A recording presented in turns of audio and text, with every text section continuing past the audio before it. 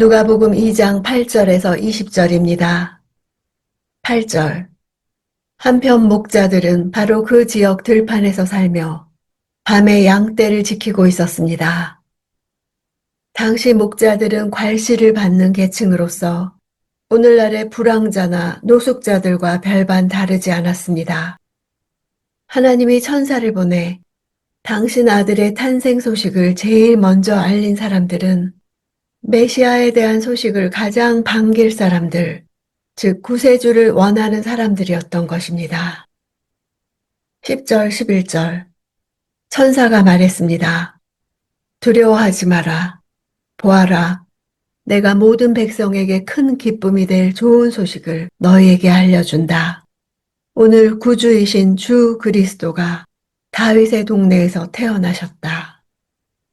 원문으로 보면 좋은 소식을 알려준다는 하나의 동사로 되어 있고 그 전하는 내용은 모든 백성에게 큰 기쁨입니다. 예수님의 탄생이 큰 기쁨이 되는 이유는 우리를 위해 구주가 나셨기 때문입니다. 오늘이란 단어는 예수께서 실제 탄생하신 바로 그날을 말하고 있습니다. 목자들이 바로 당일에 구유에 누인 아기를 찾으러 간 것을 보아 알 수 있습니다. 베들레헴은 공식적으로 다윗의 동네라고 불리지 않았습니다. 사실 대부분의 사람들은 예루살렘을 다윗의 도시라고 생각했을 것입니다. 그러나 목자들은 자기들의 고향이 다윗의 동네임을 너무도 잘 알고 있었습니다. 다윗의 동네에서 태어나셨다는 선포는 의도적으로 그리스도의 탄생과 다윗의 혈통에 대한 미가의 예언과 하나님 약속의 성취를 나타내는 것입니다. 12절. 너희가 천에 쌓여 구유에 누워있는 아기를 볼 것인데 그것이 너희에게 표적이 될 것이다. 그날 밤에 다른 아기들도 태어났을 것이므로 천사는 목자들에게 아기 그리스도와 다른 갓난 아기들을 구별할 수 있는 정보를 주었습니다. 구유에 누인 아기는 그리스도뿐이었던 것입니다. 14절. 지극히 높은 곳에서는 하나님께 영광이요 땅에서는 하나님의 은총을 입는 사람들에게 평화로다. 지극히 높은 곳은 최상급으로 가장 높은 곳을 의미합니다. 하나님의 거룩하심과 영광이 인간과 확실히 구별됨을 나타냅니다. 지극히 높은 곳과 땅, 하나님과 사람들, 영광과 평화가 대칭을 이루고 있습니다.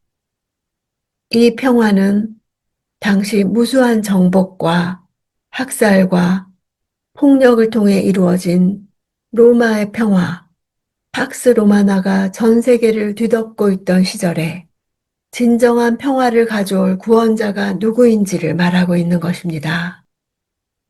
로마가 이룩한 팍스 로마나와 대조되어 진정한 평화는 예수께서 오심으로 이루어짐을 말합니다. 첫째는 죄와 불순종으로 하나님과 원수된 인간과 하나님과의 평화요. 두 번째는 서로 벽을 쌓고 살아가는 인간들 관계 속에서의 화평이요. 셋째는 염려와 혼란 가운데 살아가고 있는 인간 자신에게 이루어지는 평화를 가리킵니다. 이런 평화는 하나님의 은총을 입는 사람들에게만 주어집니다. 이것은 하나님이 기뻐하시는 것, 즉 하나님의 구원의 은혜를 말합니다. 전적으로 하나님의 주권에 속한 은혜에 따라 우리를 구원하십니다. 하나님과의 적대 관계가 해소될 때 비로소 하나님과의 평화를 누리게 될 것입니다. 15절. 천사들이 떠나 하늘로 올라가자 목자들이 서로 말했습니다. 베들레헴으로 가서 주께서 우리에게 말씀하신 이 일이 정말 일어났는지 보자. 천사들이 계시해 주지 않았으면 아무도 예수님의 탄생에 대해 몰랐을 것입니다.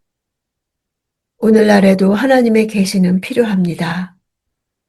하나님이 하시는 일을 하나님이 계시해 주시지 않으면 우리는 하나님이 하시는 일에 대해 아무것도 모를 것입니다.